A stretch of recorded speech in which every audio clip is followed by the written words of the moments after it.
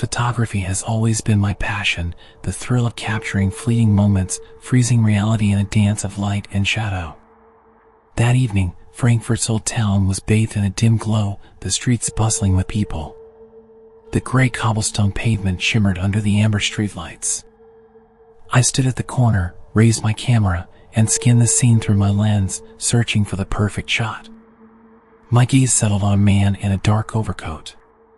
He walked slowly, head bowed, the brim of his hat casting a shadow over most of his face.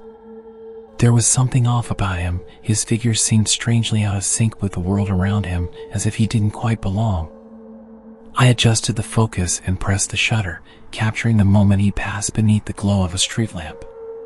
That night, back in my apartment, I started sorting through the day's shots. One by one, the images flickered across my screen, familiar streets, passers-by, the warm glow of city lights. And then, that photo appeared. My fingers froze on the mouse. The man was gone. No, he hadn't disappeared. He had changed. In the center of the frame, an unfamiliar face had emerged, unnervingly out of place. It wasn't any of the people I had photographed.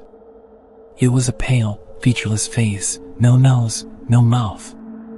The skin was eerily smooth, the eye sockets hollow and sunken, and yet, those empty eyes locked onto the camera, staring straight at me. Staring through me. A chill crept up my spine. I blinked, then zoomed in, convincing myself it had to be a trick of the light or some kind of camera glitch. But everything else in the photo was sharp, the street, the lamplight, even the distant roadsides. Everything was perfectly intact. Except for that face, as if someone had deliberately embedded it into the image.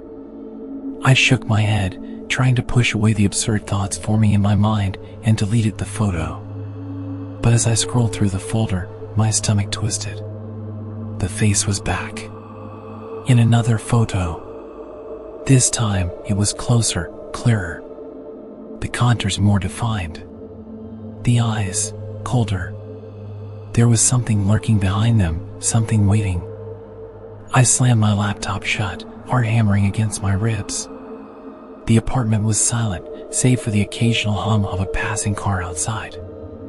I closed my eyes and took a deep breath, forcing myself to believe this was nothing more than an exposure error, a malfunctioning camera sensor. And yet, that face. It had been too real. Midnight came, but sleep didn't. I lay in bed, my thoughts tangled in unease.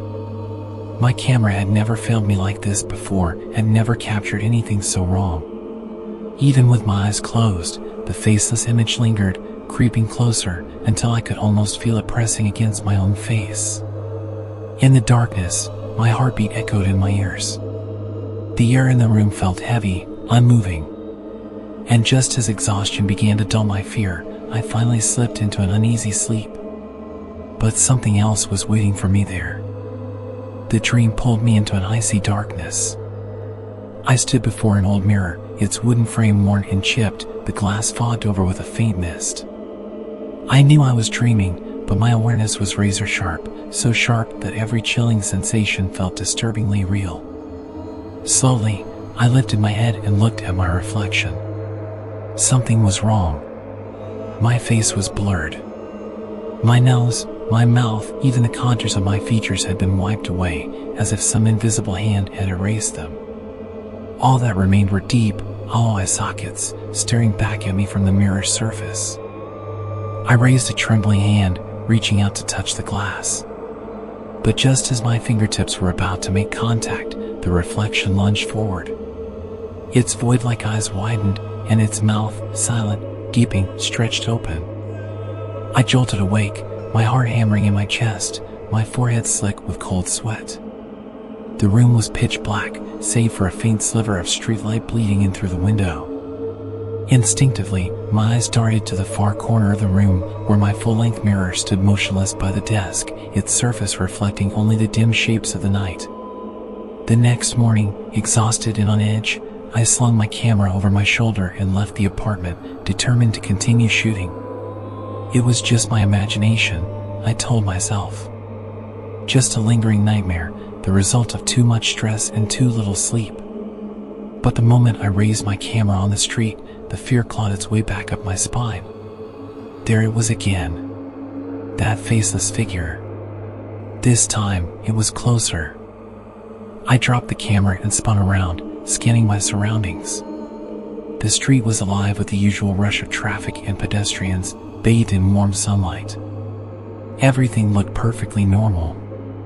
Everything except for my world, which was slowly being consumed by something beyond understanding. I tried deleting every single photo. It didn't matter. The face wouldn't go away. It began appearing on my computer's desktop, in unopened folders, even in pictures I had yet to take. A deep, gnawing dread settled in my stomach, my fingers turning numb with cold. And finally, I understood. This wasn't a glitch. It wasn't exhaustion or an overactive imagination. Something was watching me. Something was getting closer.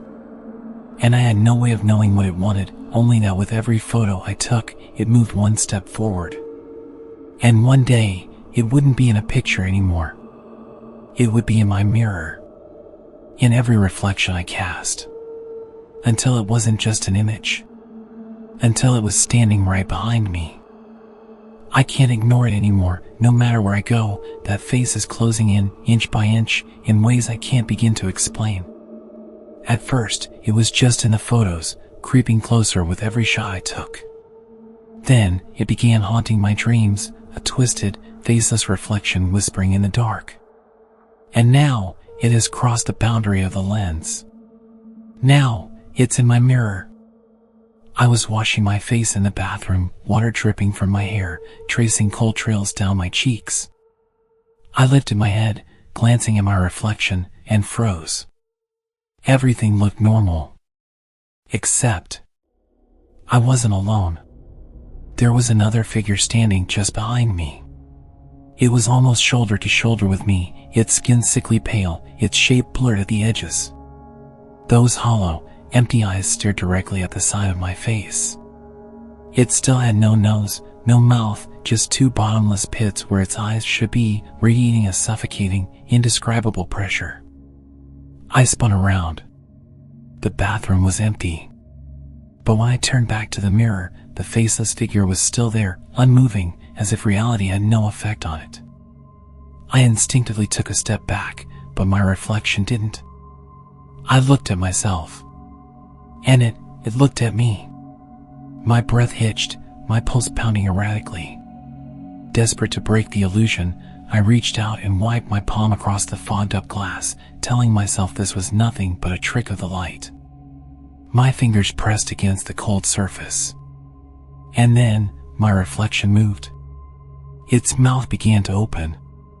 Even though the figure in the mirror had no mouth, I felt it, something was splitting apart, as if a soundless scream was being torn from its throat. A sudden, searing pain gripped me. An invisible hand curled around my windpipe, squeezing. The air turned thin.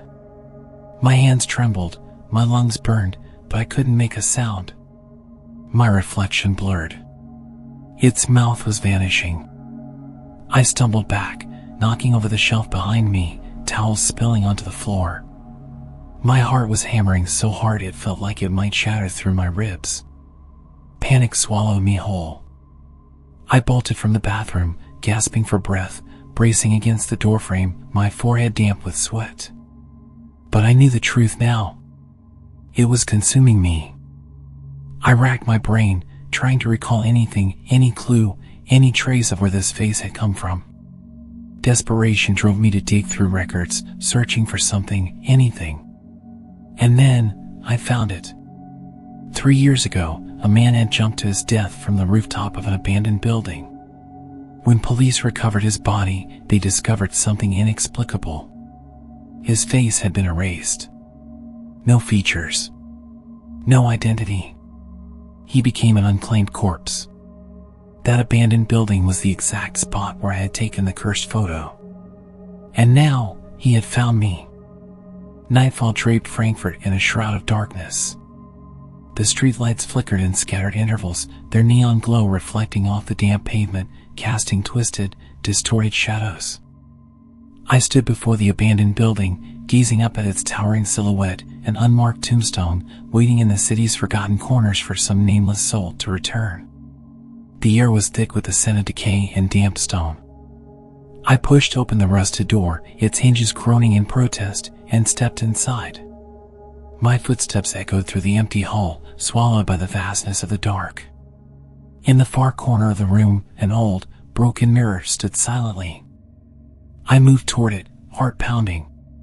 Its surface was riddled with cracks, yet it still reflected a hazy, warped image. But behind the glass, something was there. A shadow lingering in the depths, watching me. Lowering my gaze, I noticed a faded photograph wedged beneath the mirror's frame. I picked it up. A young man's face stared back at me, whole, untouched. The same face as the one in my cursed photos, before the mouth had been erased. On the back of the photograph, a single sentence was scrawled in frantic, uneven handwriting. I don't want to disappear. The air turned deathly still. The reflection in the mirror began to contort violently, as though something trapped inside was struggling to break free. A chorus of whispers rose from the walls, layered voices murmuring in agony. And then, the shadow in the mirror opened its eyes. Those gaping, hollow sockets locked onto me. A force surged through the room, pulling me toward the mirror with an impossible strength. My nails scraped against the floor, my heartbeat thundered in my ears. I couldn't let it take me, I couldn't become its replacement. With shaking hands, I fumbled in my pocket, pulling out my lighter. Flick. A spark.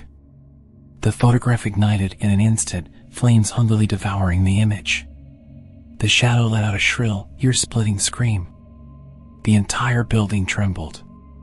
The mirror shattered. I collapsed onto the ground, gasping for air as the darkness within the glass dissolved, vanishing into nothingness. By morning, I dragged my exhausted body back to my apartment. Everything seemed normal again. I stepped into the bathroom and looked at my reflection. Familiar. Whole. I exhaled a breath of relief, telling myself it was over. The nightmare had finally ended. But as I turned to leave, something in my peripheral vision made my blood run cold. My reflection hadn't moved. It was still standing there. And its mouth was gone. I spun around, heart slamming against my ribs. The real me was fine. My face was still intact. But when I looked back at the mirror, the features of my reflection were fading, slowly, piece by piece. The nose, the mouth, vanishing. Like an unseen hand was erasing me. I remembered the words on the photograph. I don't want to disappear. And now, I finally understood what they meant. My face was disappearing. And soon, I would become the next dead man's reflection.